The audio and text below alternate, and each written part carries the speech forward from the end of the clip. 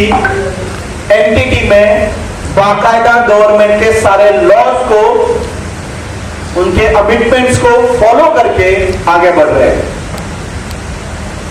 और ये दुनिया का पहला इनोवेशन है जो इंडिया में गवर्नमेंट की फिएट करेंसी में बाकायदा INR में नोट सेलिंग प्रोग्राम लाइव कर चुके हैं।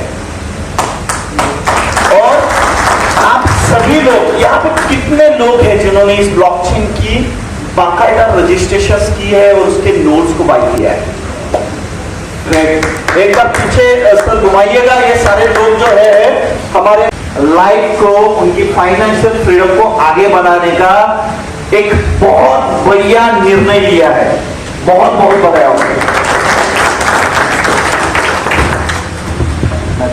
के साथ में जुड़े और हमारा फ्यूचर डिसाइड करें, इसके लिए हम लोग आगे बढ़ते हैं दोस्तों। तो दोस्तों सबसे बड़ी चीज है आज की दुनिया की, जब से हम लोगों ने स्टार्ट किया था हमारे जीवन को जीने के लिए,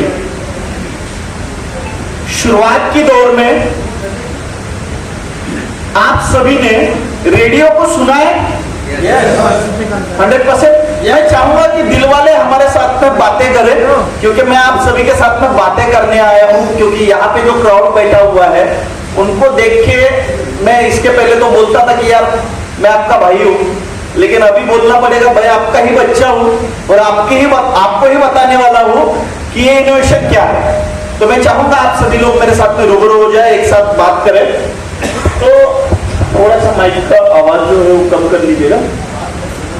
लाइफस्टाइल को, हमारी जर्नी को तो हम लोगों ने स्टार्ट किया तब हम लोगों ने शुरुआत में देखा कि रेडियो बज रहा था, राइट? और वो बहुत कम लोगों के पास में था। पूरे गांव में एक ही रेडियो था और सारे लोग उसको सुन रहे थे, ढूंढते हुए चले जाते थे कि भैया आज क्या पता चलेगा, राइट? उसके बाद में इनोवेशन हुआ दुनिया में और रेडियो के जगह पे ब्लैक एंड व्हाइट टीवी आ गई।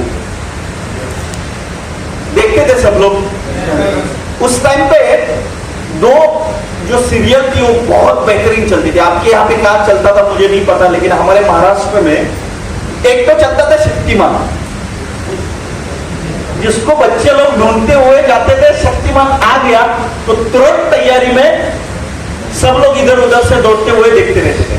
ये थे ब्लैक एंड व्हाइट के जमाने। और उसी के साथ साथ बजरंग बली जी की जय हनुमान चलती थी और उसका एक बहुत बेहतरीन सॉन्ग चलता था और वो सॉन्ग सुन के सब लोग दौड़ते थे। ये शुरुआती के दौर थे, उसी में इनोवेशन होता गया।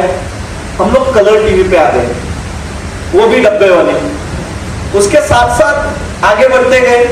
अभी सबके घर में LCD है या LED है? LED रहेंगे, राइट? बड़े बड़े स्क्रीन। लेकिन उसी के साथ साथ आपके हाथ में मोबाइल भी है, तो ज्यादा यूज क्या करते हो आप? क्यों? ज्यादा स्मार्ट है।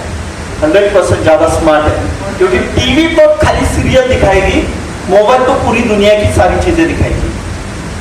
और ये है वेब 2 और वेब 1 का जमाना, जहां पे हम लोग थे, राइट? वेब 1 और वेब 2 के जमाने में ही हम लोग थे और अभी आ गए हम लोग वेब 3 के जमाने में, जहां पे ब्लॉकचेन इनोवेशन चल रहा है। ब्लॉकचेन पे बाकायदा डिसेंट्रलाइज तरीके से सारे प्रोग्राम्स को डिजाइन किया जा रहा है, आर्टिफिशियल इंटेलिजेंस को डिजाइन किया जा रहा है, बाकायदा रियलिस्टिक चीजें आप सभी के सामने दिखाई, बताई और समझाई जा रही है। आपने देखा है किसी किसी शादी में कि उनके पिताजी एक्सपायर हो गए थे, उनके माताजी एक्सपायर हो गए थे, लेकिन बाकायदा वो वहां पे फोटो में थे, लाइव सेमिनार में थे। मेटावर्स की जो चीजें, रियलिस्टिक चीजें जो हम रियली उनको हमारे साथ में खड़े हुए देख सकते हैं। तो ये इनोवेशन है दोस्तों, AI जमाने का और मेटावर्स का और वेब 3 का। तो इसी की जो शुरुआत है, जब शुरुआत हुई थी क्रिप्टोग्राफी के और ब्लॉकचेन टेक्नोलॉजी की, तो शुरुआत कहां से हुई थी आप सभी को पता है। 2008 जानते हो आप, जहां पे 2008 में एक इनोवेशन हुआ ब्लॉकचेन का, जिसका नाम है बिटकॉइन, जो आज की दुनिया का सबसे बड़ा राजा बन चुका है। आज के डेट में बिटकॉइन कितने में सेल हो रहा है पता है? 1,70,000 $1,17,000 ओके। मैं जान रहा था कि यार सही में आप सुन रहे हो कि नहीं सुन रहे हो, इसके लिए गलत बोला। ओके, तो $1,17,000 में आपने जो बिटकॉइन आज की डेट में बिकते हुए देखा, जब शुरुआत हुई थी तो ये क्या 1 लाख रुपए में मिल रहा था? कितने में मिल रहा था? 5 रुपए में। कितने? 5 रुपए। ओके, उसके पहले कितने? 60 पैसे में, 40 पैसे में। भैया ये तो फ्री में मिल रहा था। इसके लिए लोगों ने बिटकॉइन से पिज्जा खाया। पिज्जा $10,000 $10,000 का तो पिज्जा खाया, 10,000 बिटकॉइन का। ये तो फ्री में ही मिल रहा था, ये ड्रॉप में मिले लोग, ये ड्रॉप में मिल रहा था। ये आप गेमिंग प्लेटफॉर्म खरीदते थे तभी मिलता था, राइट? आपको माइनिंग से भी मिलता था। तो 2008 में जिन लोगों के पास में 1,000, 2,000, 5,000, 10,000 बिटकॉइन थे, क्या वो 2012 में बचे? क्यों नहीं? यानी जिसके पास में 10,000 बिटकॉइन थे, 2012 में कितने रहे उसके पास में? 0 नहीं, 2012 में 1,000 बिटकॉइन की वैल्यू एक एक अकाउंट में दिख रही थी। और 2012 से लेकर 2016 तक की बात करें, हर 4 साल में उसका हेल्विंग हो रहा है। और हर 4 साल की बात करें तो 2012 से 2016 के टाइम पे कितने बिटकॉइन दिख रहे थे लोगों के अकाउंट्स में? 100 दिख गए, वो भी बड़ी बात है, राइट? और वही बात 2016 से 2020 के लिए हम लोग, तो 100 की जगह पे 10 भी दिख गए ना 2020 में, तो भी उसको बड़ा मानते थे। और आज की डेट में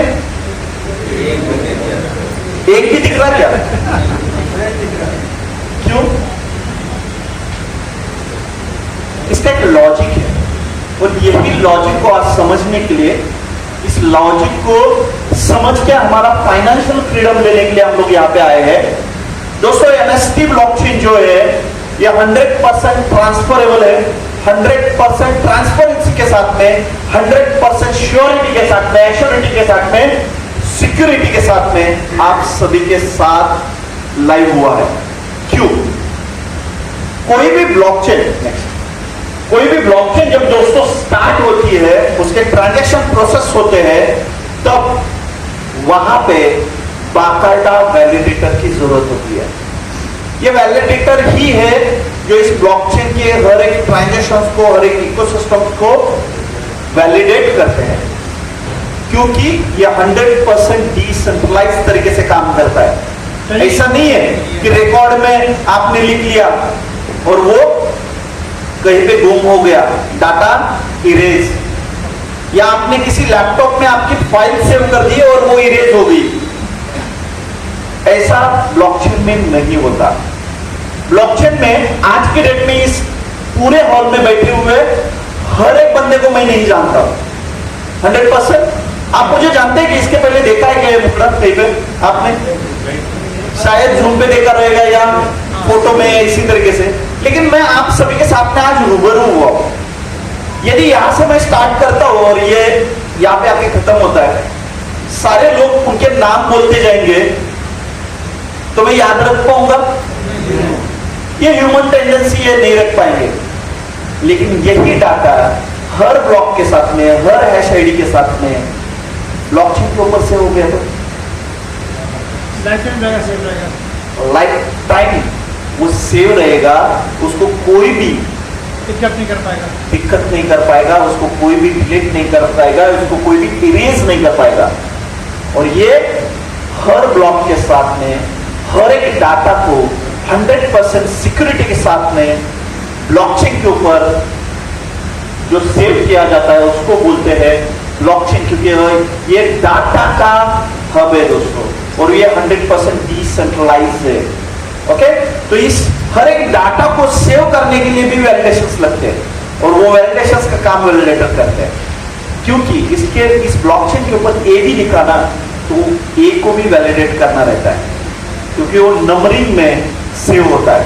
आगे बढ़ते हैं दोस्तों, जैसे अजीत जी ने कुछ चीजें या हमें डिस्कशन की कि अभी तक की जर्नी जो थी क्रिप्टोग्राफी और ब्लॉकचेन की। दोस्तों शुरुआत में जब बिटकॉइन आया था तो माइनिंग बेस पे आया था, प्रूफ ऑफ वर्क पे, कि भैया आप इक्विपमेंट लो, कुछ एनर्जी को माइन करो, तभी आपको क्रिप्टोग्राफी एज ए रिवॉर्ड में मिलेगी। बराबर है ना? उसके बाद में जब से बीएनबी आया, बीएनबी से लेके अभी तक के जितने भी ब्लॉकचेन से ये प्रूफ ऑफ स्टेक पे वर्क करते हैं। किस पे? Proof of stake. वहां पे बाकायदा उस ब्लॉकचेन की जो क्रिप्टोग्राफी है वो एज अ मिंटेड रहती है, उसका सप्लाई फाइनल रहता है, वो एज अ मिंटेड रहती है, और वो मिंटिंग की हुई पूरी क्रिप्टोग्राफी उसके वैलिडेटर्स, उसके यूजर्स, उनको एज अ रिवॉर्ड में दी जाती है। यूजर को दिया जाता है एड्रॉप, जो बाकायदा रजिस्टर करते हैं, और बाकायदा उस ब्लॉकचेन के जो वैलिडेटर बनते हैं उनको एज रिवॉर्ड में हर ब्लॉक के ऊपर उस ब्लॉकचेन की जो क्रिप्टोग्राफी है वो मिंटिंग की हुई क्रिप्टोग्राफी बाकायदा सर्कुलेट की जाती है, और उसका एक परफेक्ट डायग्राम बना हुआ रहता है। अभी यहीं पे बात आती है कि हम लोग एडवांस क्या है। पहले तो प्रूफ ऑफ स्टेक में एक्चुअली सर्कुलेट की जा रही थी, लेकिन प्रूफ ऑफ स्टेक के बाद में, पीओएस के बाद में पीओएसए, प्रूफ ऑफ स्टेक अथॉरिटी, ये जो चीज है, ये चीज क्या है? तो प्रूफ ऑफ स्टेक अथॉरिटी ये जो चीज है दोस्तों, ये चीज हर एक वैलिडेटर को वैलिडेशंस करने के बाद में ही उसको एज अ रिवॉर्ड में क्रिप्टोग्राफी दी जाती है, एज अ रिवॉर्ड में नेटिव कॉइन उस ब्लॉकचेन के।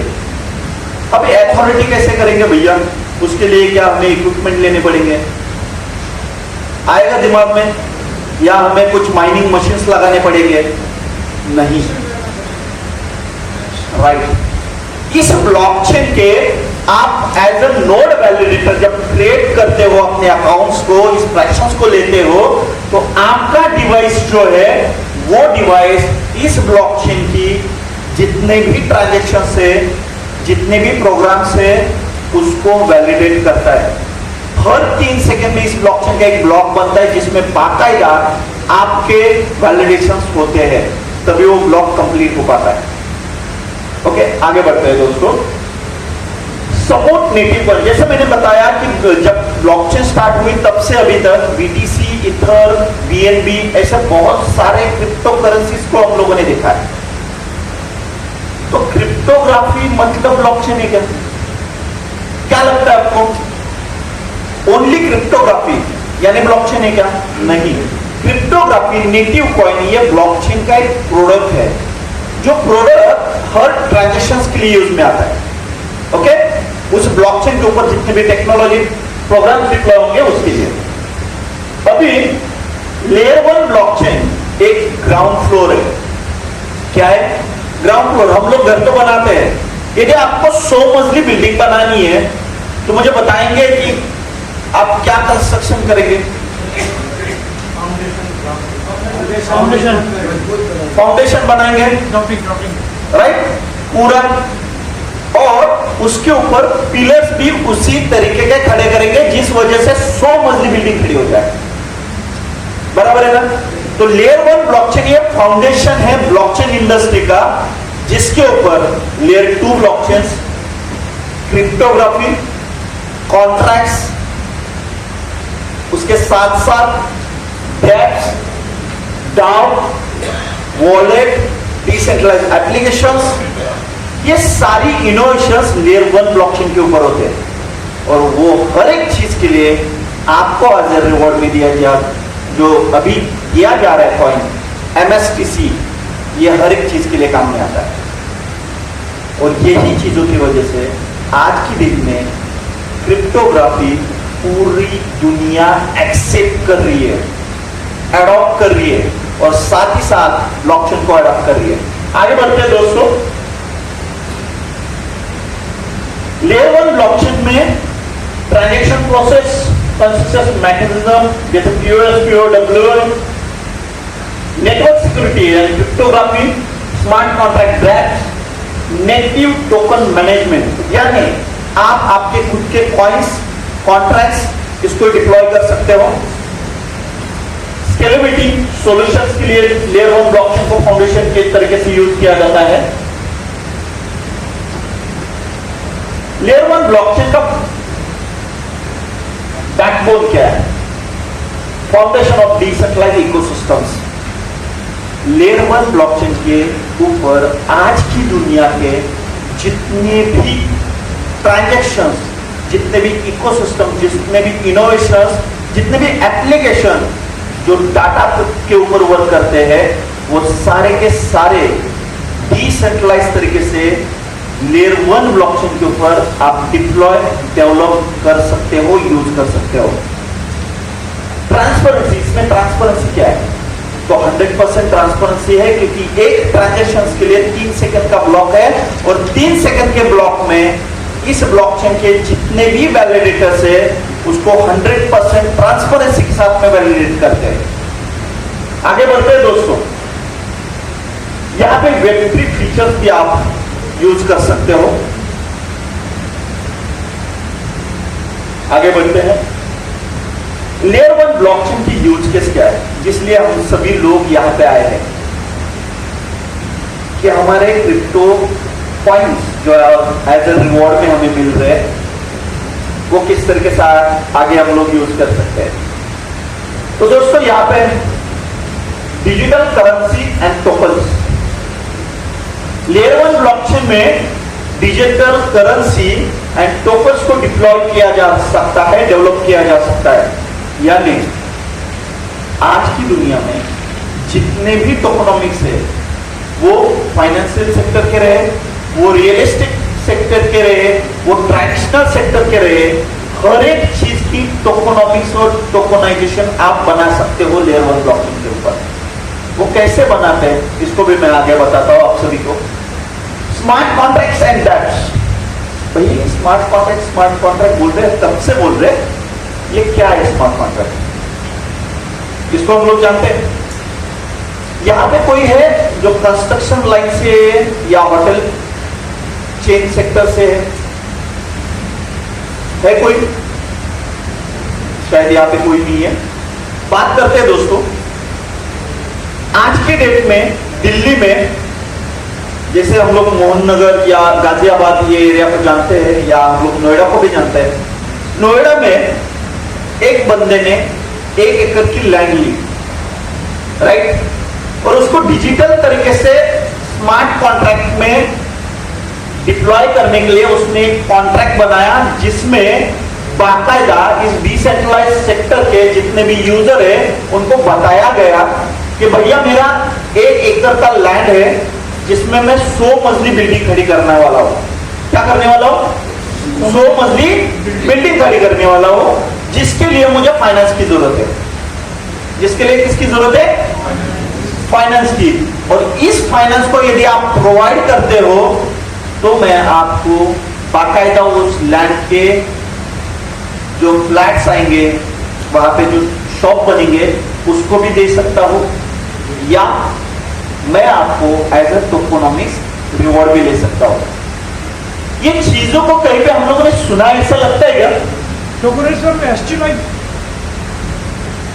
मंगल के ऊपर लोगों ने जमीन ली, सुना है? कैसे ली? किसी तरीके से ली, as a NFTs, as a holder, as a tokenomics उन्होंने वहां पे लैंड बाय की। इसी तरीके से डिसेंट्रलाइज्ड फाइनेंस, जैसे आप बैंकों में लोन की रिक्वायरमेंट के लिए आपको बहुत सारे डॉक्यूमेंट्स कंप्लीट करने पड़ते हैं, राइट, उसको वेरिफिकेशन किया जाता है, वेरीफाइड किया जाता है, उसी तरीके से इस कॉन्ट्रैक्ट में, इस ब्लॉकचेन टेक्नोलॉजी में स्मार्ट कॉन्ट्रैक्ट के तरीके से आप लैंडिंग और बोरोइंग कर सकते हो। यदि मेरे पास में पैसा है और यदि मैं कोई प्रोजेक्ट डेवलप करना चाह रहा, तो लैंडिंग और बोरोइंग में आप बाकायदा पैसा दे भी सकते हो और बाकायदा पैसा ले भी सकते हो, और उसका आप रेट ऑफ इंटरेस्ट भी ले सकते हो। इसी के साथ साथ हम लोग देखेंगे सप्लाई चेन एंड मैनेजमेंट।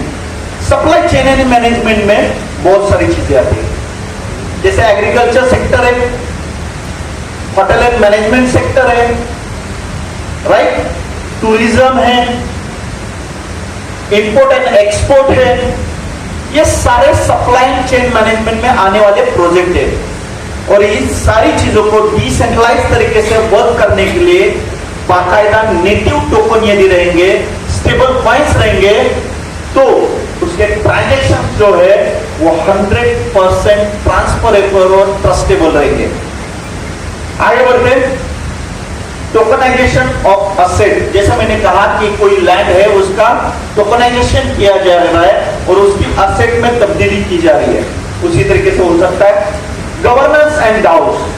डाउ ये बहुत बेहतरीन टॉपिक है दोस्तों, क्योंकि आज हमारे प्रधानमंत्री कौन है सर, बता सकते हैं? श्री नरेंद्र मोदी जी। उनको जब प्रधानमंत्री बनाया गया तो उनको चूज प्रधानमंत्री के तौर पे किसी एक ने किया क्या? पूरी जनता ने उनको प्रधानमंत्री बनाया, और उसके लिए हम लोगों ने किया था वोट। वो कैसे किया था? मशीन से, ईवीएम मशीन से, वोटिंग से, राइट। इसके पहले वोटिंग कैसे होता था? बैलेट पेपर से। वहां पे घपला हो सकता है भैया, इसके लिए तो इनोवेशन किया ना। अभी वो डिजिटली किया जा रहा है, और वही डिजिटली वोटिंग सिस्टम डाउ में होती है, और वो भी बाकायदा वोटिंग गवर्नेंस के थ्रू होती है। बाकायदा टोकनाइजेशन होता है उसका, कि आप इस ब्लॉकचेन के जो नेटिव कॉइन है, उस नेटिव कॉइन को जो एज ए रिवॉर्ड में आपके पास में आ रहे हैं, उस नेटिव कॉइन को आप देके इस ब्लॉकचेन के गवर्नेंस टोकन्स को होल्ड कर सकते हैं। अभी बोलेंगे कि सर गवर्नेंस जो टोकन ले लिए तो हमारा बेनिफिट क्या? क्योंकि हमें तो दिखता है भैया पैसा, हम लोगों ने पैसा दिया, इसका पैसा कैसे आएगा और किस तरीके से आएगा वो हमें चाहिए। तो डाउ में यदि आपने आपके नेटिव कॉइन को एज ए रिवॉर्ड में लेके वहां पे स्टिक कर दिया, तो आपको बाकायदा इस ब्लॉकचेन के गवर्नेंस टोकन्स को होल्ड करने की मौका मिलती है, सहूलत मिलती है। आप उसको होल्ड करोगे, और वही टोकन्स इस ब्लॉकचेन के ऊपर जो एप्लीकेशंस आ रहे हैं, इकोसिस्टम्स आ रहे हैं, इनोवेशंस आ रहे हैं, लेयर 2 ब्लॉकचेन्स डिप्लॉय हो रहे हैं, कॉन्ट्रैक्ट डिप्लॉय हो रहे हैं, कॉइन्स डिप्लॉय हो रहे हैं, ट्रेडिशनल सेक्टर के प्रोजेक्ट डिप्लॉय हो रहे हैं। उस हर एक प्रोजेक्ट को डिप्लॉयमेंट के लिए आप बाकायदा उनको यूज कर सकते हो एज अ वोटिंग, यानी आपकी राय ली जाएगी, तभी ये ब्लॉकचेन बाकायदा डिसेंट्रलाइज तरीके से सारी चीजों को डिप्लॉय कर पाएगी। इसके लिए डाउ की पब्लिक ब्लॉकचेन में बहुत ज्यादा जरूरत रहती है दोस्तों। आगे बढ़ते हैं, आइडेंटिटी एंड डाटा ओनरशिप। आप सभी ने देखा रहेगा, कोरोना आया था, आपके इधर आया था क्या? मुझे लगा महाराष्ट्र में ही था, आपके इधर भी था ना? तो कोरोना के टाइम पे एक सर्टिफिकेशन दिया जा रहा था शुरुआत में। क्या था वो? कोरोना सर्टिफिकेट बोलते थे हम लोग उसको। उसमें जब ये डिसेंट्रलाइज तरीके से दिया जा रहा था, जहां पे कोई भी टेम्परिंग नहीं हो रही थी, फ्रॉड्स नहीं हो रहे थे, क्योंकि वहां पे बाकायदा ये वैभव यादव जी है, इनको मैं जानता हूं, हमारे वहां पे उनको सारे उनके नियर बाय गांव के लोग जानते हैं, लेकिन गवर्नमेंट एंटिटी इनको जानेगी कैसे? क्योंकि उनको दिखाया नहीं जा रहा था उस टाइम पे, यदि उनको कोरोना हुआ है तो उसके लिए बाकायदा पॉलीगॉन को यूज किया जा रहा था सर्टिफिकेशन देने के लिए।